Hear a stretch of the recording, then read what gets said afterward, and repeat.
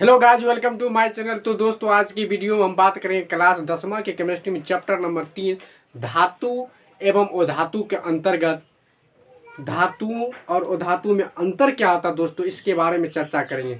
दोस्तों, धातु और अधातु में अंतर के बारे में बताने से पहले हम आपको इस टॉपिक के अंतर्गत जितने भी पॉइंट है इससे संबंधित मैं सारी बातों को आज इस वीडियो में बताने के लिए जा रहे हैं।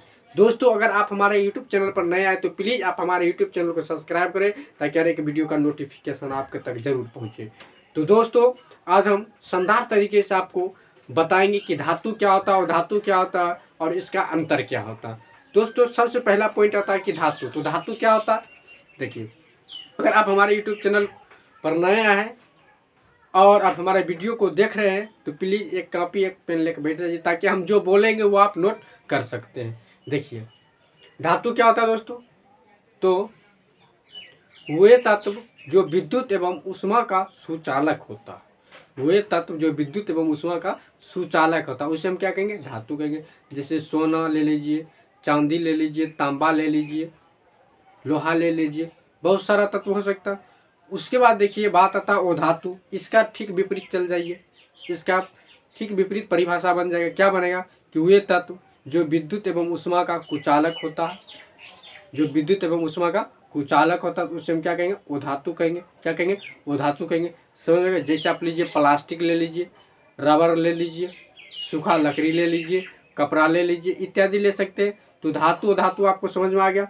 अब देखिए दोस्तों, अब तक कुल तत्वों की संख्या 114, ठीक है, जिसमें से 92 धातुएं हैं, 22 अधातुएं हैं और इसी में से 7 उपधातु हैं। क्या है, 7 उपधातु है। तो दोस्तों, उपधातु क्या होता है, वे तत्व जिसमें धातुएं और अधातुएं का गुण पाया जाता है। ठीक है, वे तत्व जिसमें धातु और अधातु का गुण पाया जाता है तो उसे हम क्या कहेंगे, उपधातु कहेंगे। जैसे दोस्तों सिलिकॉन, आर्सेनिक इत्यादि ले लीजिए। तो ये सारी क्या हुआ, तो आपको इतना बात समझ में आया कि धातु क्या होता है, धातु क्या होता है, उपधातु क्या होता है। अब देखिए, मैं कुछ इंपॉर्टेंट ऑब्जेक्टिव के बारे में बात कर रहे थे दोस्तों। तो पहला ऑब्जेक्टिव आप देखिए, कौन ऐसा तत्व है जो वो धातु रहते हुए भी धातु का काम करता है। क्या बोले सर, क्या बोले, देखिए, कौन ऐसा वो धातु है जो धातु, कौन ऐसा तत्व है जो धातु रहते, कौन ऐसा तत्व है जो वो धातु रहते हुए पर भी धातु का काम करता है। तो आप क्या लिखिएगा, ग्रेफाइट। क्या आएगा, ग्रेफाइट। उसके बाद दोस्तों, कौन ऐसा तत्व है जो वो धातु रहते हुए पर भी उसमें विशेष प्रकार की चमक पाई जाती है। कौन ऐसा तत्व है जो वो धातु रहते हुए पर भी उसमें विशेष प्रकार की चमक पाई जाती है। तो आप क्या आंसर दीजिएगा, हीरा। क्या दीजिएगा, हीरा। हीरा क्या होता है दोस्तों, कठोर भी होता है। इतना बात आपको समझ में आएगा। अब देखिए, कौन ऐसा वो धातु है जो कमरे के ताप पर द्रव अवस्था में पाया जाता है। कौन ऐसा धातु है जो कमरे के ताप पर द्रव अवस्था में पाया जाता है। तो आंसर दोस्तों ब्रोमीन। क्या हो जाएगा, ब्रोमीन। नेक्स्ट क्वेश्चन है दोस्तों, कौन ऐसा धातु है जो कमरे के ताप पर द्रव अवस्था में पाया जाता है। तो आंसर आ जाएगा पारा। क्या आ जाएगा, पारा। इतना बात समझ में आ गया दोस्तों। उसके बाद दोस्तों, कौन ऐसा तत्व है जिसे आसानी से चाकू से काटा जा सकता है। कौन ऐसा तत्व है जिसे आसानी से चाकू से काटा जा सकता है। तो दोस्तों, इसका 3 तत्व है, एक लिथियम, दूसरा पोटेशियम और तीसरा सोडियम। ठीक है, ये 3 है, लेकिन इसमें से भी सबसे इम्पोर्टेंट सोडियम, मतलब क्या, अधिकतर सोडियम ही आपको मिलेगा।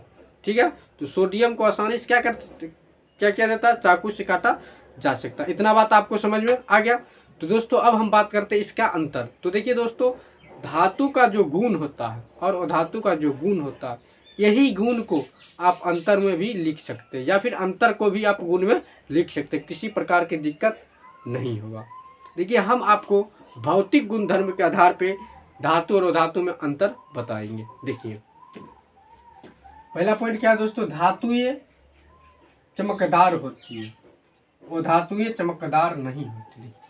धातु में एक विशेष प्रकार की चमक पाई जाती है। ठीक है, लेकिन वो धातु में एक विशेष प्रकार की चमक नहीं पाई जाती, इसीलिए धातुएं चमकदार होती है और वो धातुएं चमकदार नहीं होती है। पहला पॉइंट समझ में आ गया। देखिए दूसरा पॉइंट आपका है, यह विद्युत तथा उष्मा का सुचालक होता है, जबकि यह विद्युत तथा उष्मा का कुचालक होता है। ठीक है, देखिए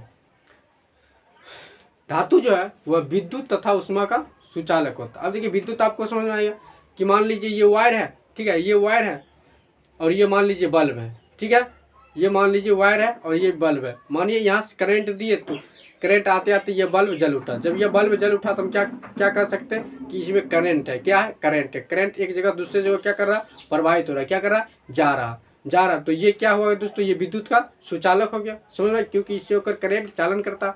अब देखिए बात करते हैं उष्मा का। तो उष्मा दोस्तों आप लोग देखेंगे चूल्हा जब खाना बनाते हैं देखेंगे कि अगर चूल्हा के अंदर हम कोई सारा रोट देते हैं, लोहा देते हैं, तो लोहा देने के बाद जितना भाग लोहा का उस चूल्हे के अंदर गया उतना भाग तो गर्म होगा, हीट होगा, लेकिन उससे बाहरी वाला भाग गर्म नहीं होगा, नहीं ना होगा।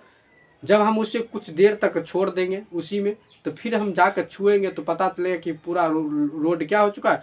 गर्म हो चुका है। क्यों? क्योंकि उससे क्या हुआ? उसमें क्या हुआ? चालन किया। क्या हुआ? चालन किया।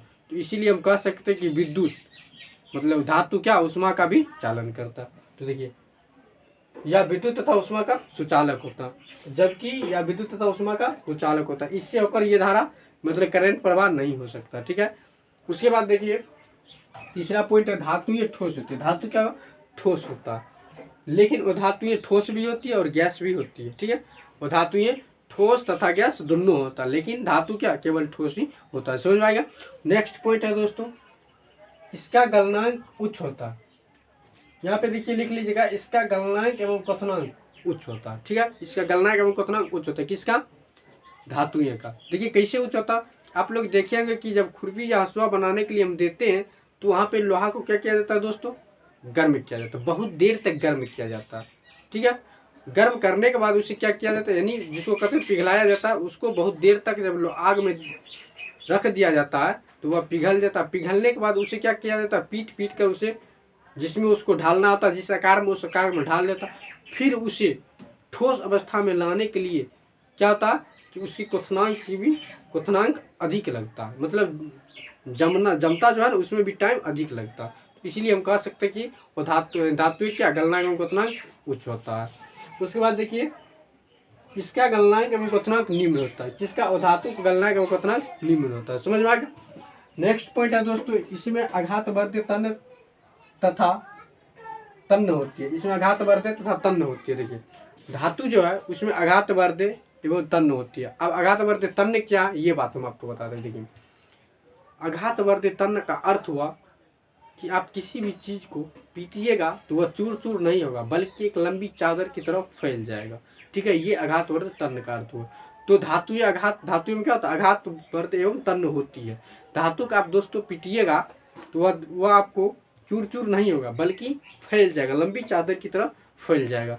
लेकिन वो धातु का पीटिएगा तो वह चूर चूर हो जाएगा। शीशा को देखे होंगे, शीशा का पीटेगा तो वह चूर चूर हो जाता है।